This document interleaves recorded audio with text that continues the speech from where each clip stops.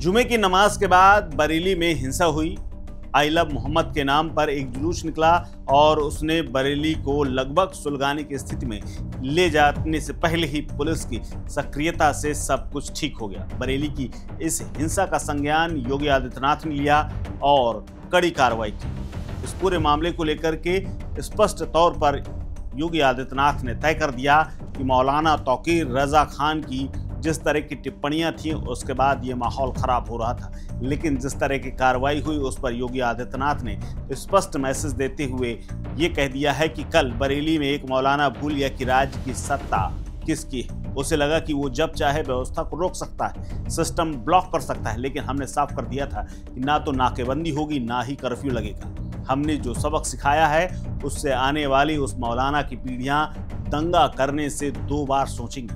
योगी ने यह भी कहा कि उनकी सरकार में ना तो दंगे होते हैं न कर्फ्यू लगता है और उपद्रवियों को सख्त सबक सिखाया जाता है। ये बयान 26 सितंबर 2025 को बरेली में जो हिंसा हुई, आई लव मोहम्मद नाम के अभियान को लेकर के जो हिंसा हुई, पथराव हुआ, लाठीचार्ज हुआ, जिसमें मौलाना तौकीर रजा के आह्वान पर पूरा ये प्रदर्शन हुआ था, उसको सीधे तौर पर योगी आदित्यनाथ की तरफ से अल्टीमेटम दे दिया गया। और खास बात यह रही कि सीएम योगी के इस अल्टीमेटम के बाद मौलाना को गिरफ्तार कर लिया।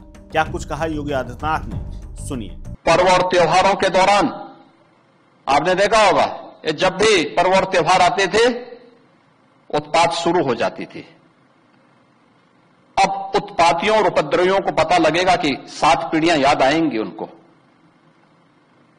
क्योंकि कभी कभी बुरी आदतें जाती नहीं लोगों की, तो उसके लिए उनकी डेंटिंग पेंटिंग करवानी पड़ती है कायदे से, जिससे उनकी बुरी आदतों को हम ठीक कर सकें।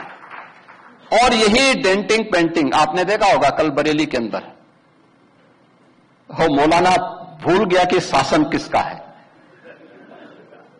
वो ये मानता था धमकी देंगे और हम जबरदस्ती जाम कर देंगे। हमने कहा जाम नहीं होगा, कर्फ्यू भी नहीं लगेगा, लेकिन कर्फ्यू का सबक तुम्हें ऐसा सिखा देंगे कि तुम्हारी आने वाली पीढ़ी दंगा करना भूल जाएगी। क्या तरीका है जी? आप सिस्टम को ब्लॉक करना चाहते हैं। और यह प्रवृत्ति थी यूपी के अंदर, 17 के पहले यही होता था। और हम इसी बात को कह सकते हैं कि 17 के बाद हमने कर्फ्यू भी नहीं लगने दिया, लेकिन ऐसे बैरियर को चुन चुन करके वे जिस प्रकार की भाषा को समझते थे उस प्रकार की भाषा से उनको समझा करके उसको उसकी सजा दिलाने का काम भी किया है। और उत्तर प्रदेश की ग्रोथ स्टोरी यहीं से शुरू होती है।